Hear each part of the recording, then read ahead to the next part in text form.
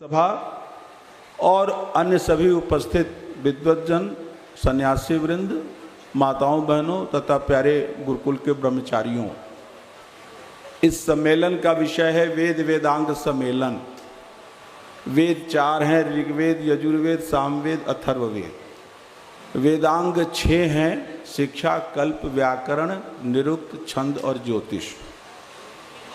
ये वेद वेदांग सम्मेलन में इन्हीं 4 वेदों पर और 6 वेदांगों पर चर्चा करनी है और चर्चा हो भी रही है। सबसे दुखद बात यह है कि स्वामी दयानंद के जन्म का 200वां वर्ष पूरा हुआ है। अभी कुछ दिन पहले, ये 2082 विक्रम संवत है, 1881 विक्रम संवत में स्वामी दयानंद का जन्म हुआ था। 200 वर्ष पूरे हो गए और 201वें वर्ष में हम लोग आ गए हैं। आर्य समाज की स्थापना चैत्र शुक्ल प्रतिपदा बुधवार 1875 ईस्वी संवत 1931 विक्रमी गुजराती के हिसाब से और उत्तर भारतीय के हिसाब से 1932 विक्रमी को आर्य समाज की स्थापना मुंबई में हुई थी। उसका प्रथम सत्संग 10 अप्रैल शनिवार 1875 ईस्वी को हुआ था और उस दिन चैत्र शुक्ल पंचमी थी। गलती से लोग समझ लेते हैं कि चैत्र शुक्ल पंचमी ही आर्य समाज की स्थापना तिथि है। ऐसा नहीं है। वो आर्य समाज के स्थापित होने के बाद पहला साप्ताहिक अधिवेशन उस दिन हुआ था 10 अप्रैल को, और उसके बाद ये नियम बना कि अगले कुछ दिनों तक हर प्रत्येक शनिवार को साप्ताहिक अधिवेशन होगा, सत्संग होगा।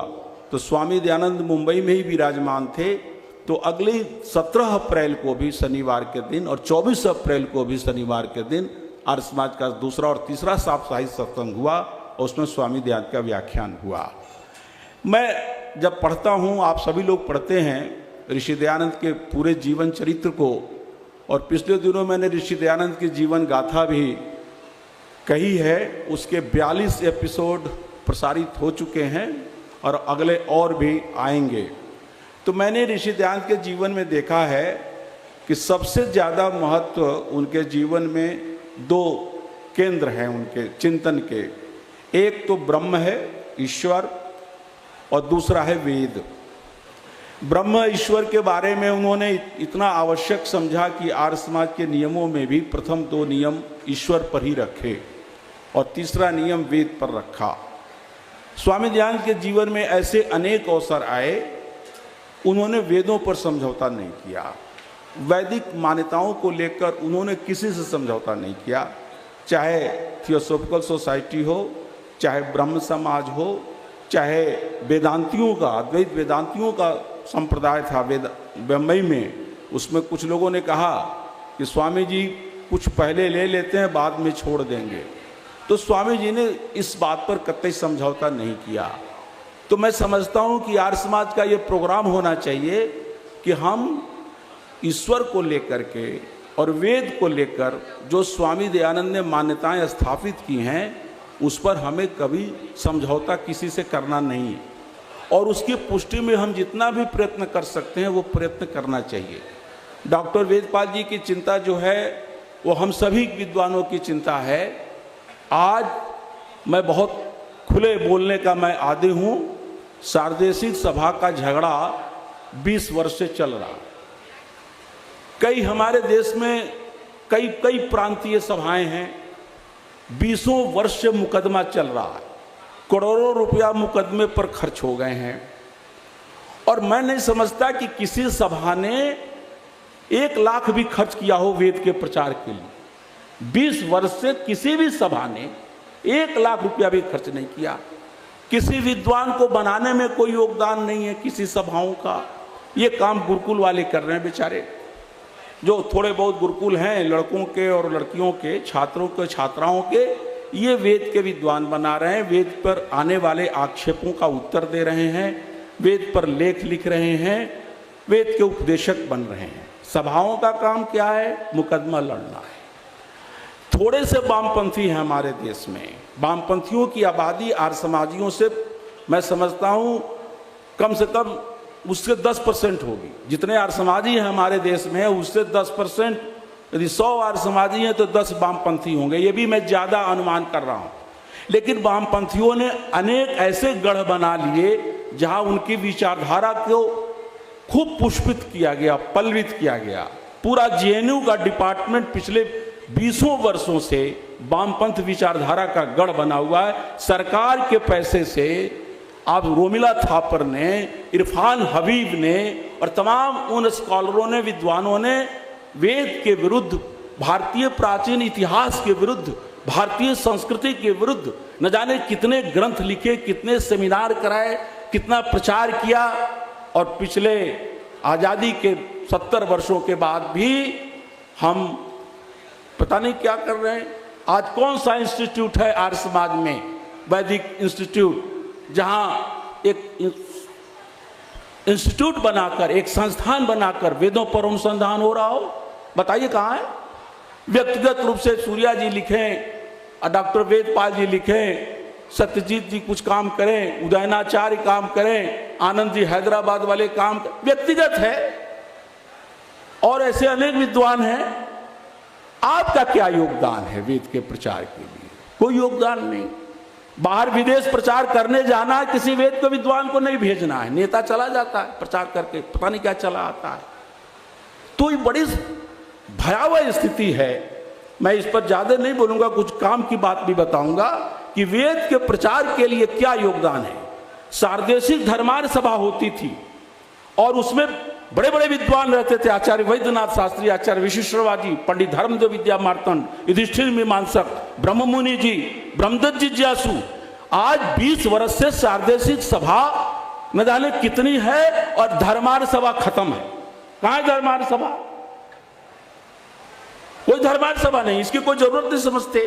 बड़े बड़े सम्मेलन किए जाते हैं, वहां विद्वानों को 2 घंटे में निपटा दिया जाता है और ऐसे समय दिया जाता है विद्वानों को जिसमें जनता उठ खड़ी हो। उद्घाटन हो गया, लोग खाने चले गए, विद्वान को कह दिया बस तुम लोग 5 आदमी बोल लो, और पंपलेट में कहीं नाम भी नहीं। पिछले कई वर्षों से जो बड़े बड़े सम्मेलन हो रहे हैं, उन सम्मेलनों में ये लिखा ही नहीं जाता किस विद्वान का भाषण होगा, कौन सम्मेलन होगा। बंबई में तो वेद सम्मेलन ही नहीं हुआ। ये क्या भयावह स्थिति हमने बना रखी है, और कहां जाएं, कहां रोएं, किससे कहें? तो भाई ये कहते हैं कि जब कोई ना माने तो जनता के पास जाओ। तो आर्य जनता के पास हम लोग अपनी बात कह रहे हैं कि भाई वेदों की रक्षा के लिए ये सभाओं पर आप दबाव डालिए। आप सभाओं का अधिकारी बन जाते हो, सभाओं की संपत्ति को बेच देते हो, सभाओं की संपत्ति को लीज पर दे देते हो, अब वेद के लिए कोई काम नहीं कर रहे। इतने आक्षेप हो रहे हैं, क्या करें? कितने लोग जवाब दें? और ये भी खत्म हो जाएंगे। अब 2, 4, 5 बचे हैं। यदि यही स्थिति रही तो अगले 10-15 वर्षों बाद आर्य समाज विद्वानों का लगभग शून्य हो जाएगा, जो गंभीर विद्वान है। बड़ी भयावह स्थिति है। अब मैं थोड़ी सी चर्चा कुछ कर लूं, वेद ये न लगे कि केवल रुदन ही कर दिया, अरण्य रोदन करके ही में रह गया। देखिए, स्वामी दयानंद ने वेदों को जो इतना महत्व दिया, इसका पीछे कारण था। सबसे बड़े 3 कारण थे।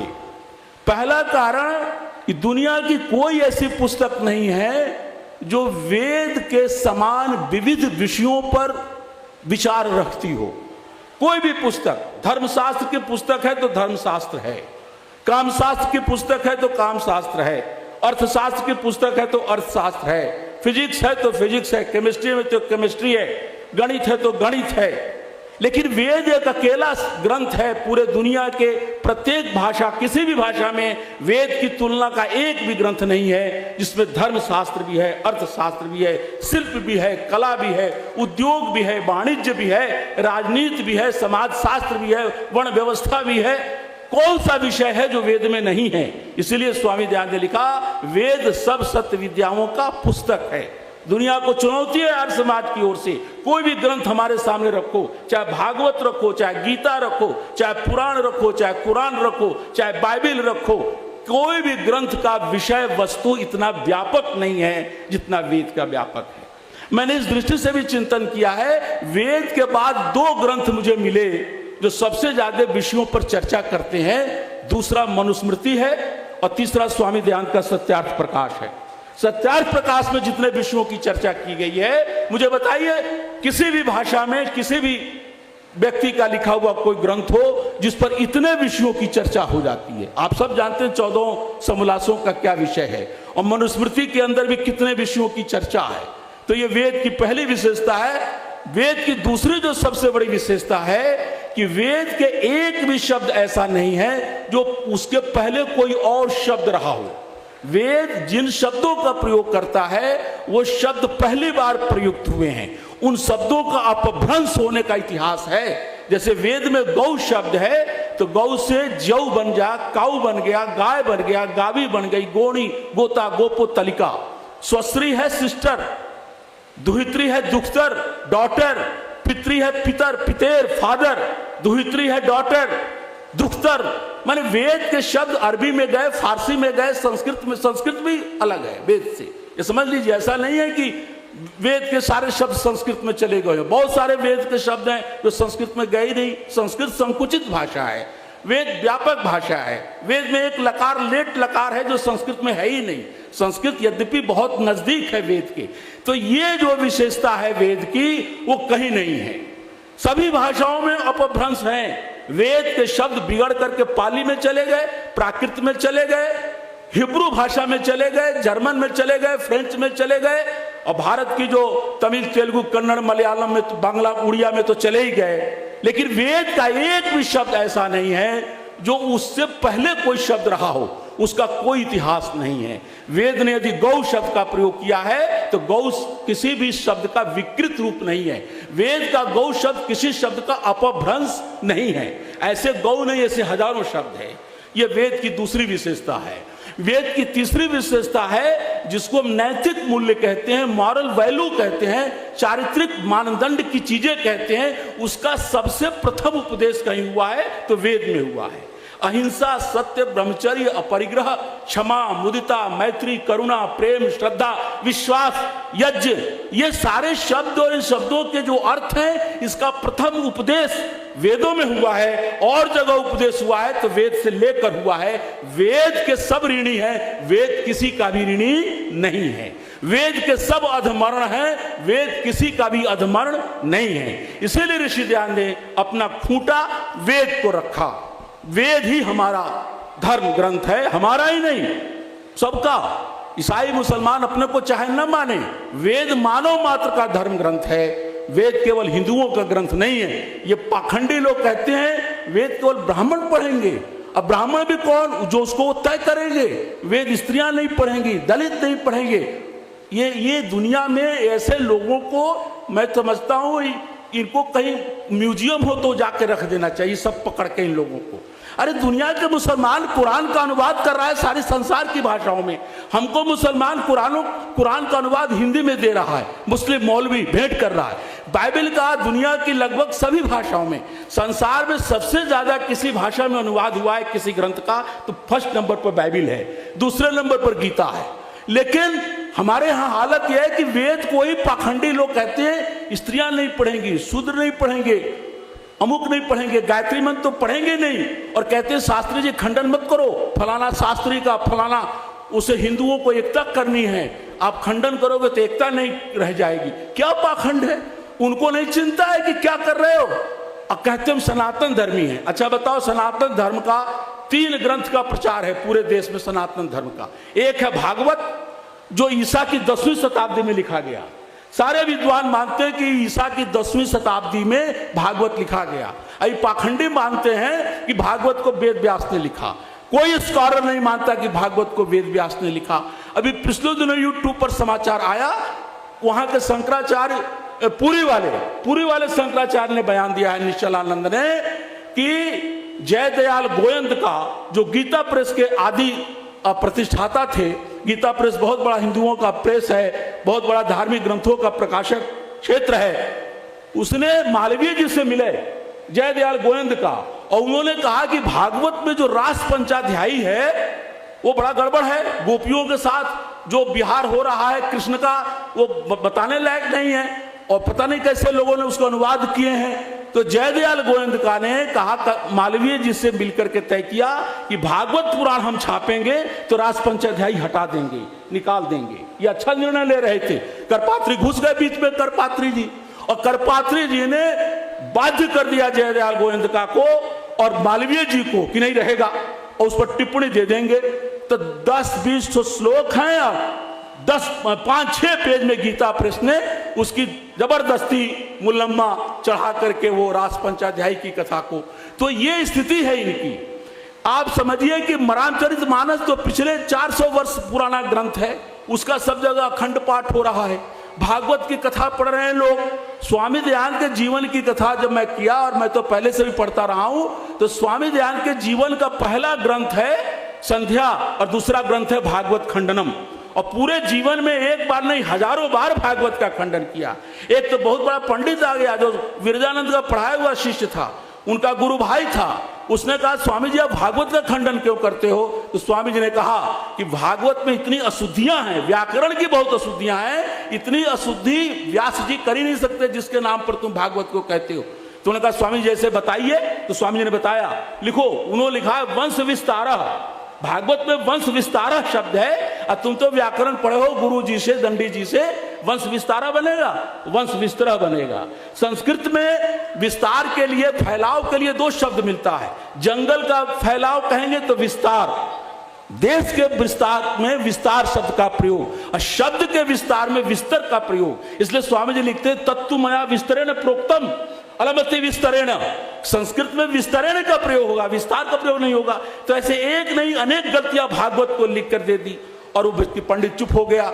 आज स्थिति है कि हिंदू अपने को कहने वाला चारों वेद में नहीं, कहीं हिंदू शब्द नहीं है। ये पाखंडी कहते हैं एक मंत्र का पहला अक्षर हिम और उसी दूसरे मंत्र का पहला अक्षर दू, उसको मिला दिया, कहीं का ईट कहीं का रोड़ा, भानुमती ने कुनबा जोड़ा और कह दिया हिंदू बन गया। हिंदू संस्कृत भाषा का शब्द नहीं है, हिंदू वेद की क्या। चंद्रधर शर्मा गुलेरी ने लिखा, जो पौराणिक पंडित थे, उन्होंने लिखा कि ज्वाला प्रसाद मिश्र जो पौराणिक पंडित था, ये लोगों ने इतने झूठ बोले कि हिंदू शब्द यहां मिलता है वहां मिलता है। देखा गया तो कोई भी 10वीं शताब्दी से पहले किसी भी ग्रंथ में हिंदू नहीं मिलता, संस्कृत के छोड़कर, और संस्कृत में तो है ही नहीं। कहीं नमस्कार नहीं है, प्रणाम नहीं है। वेद में नमस्ते है, वेद में आर्य है, वेद में ओम है। नहीं ओम को बोलने देंगे, राम कहो, हरि कहो, कृष्ण कहो, और एक नया पाखंड चला राधे राधे राधे राधे। मैं मथुरा गया तो लोगों ने कहा कि यहाँ नारा है कि यदि वृंदावन में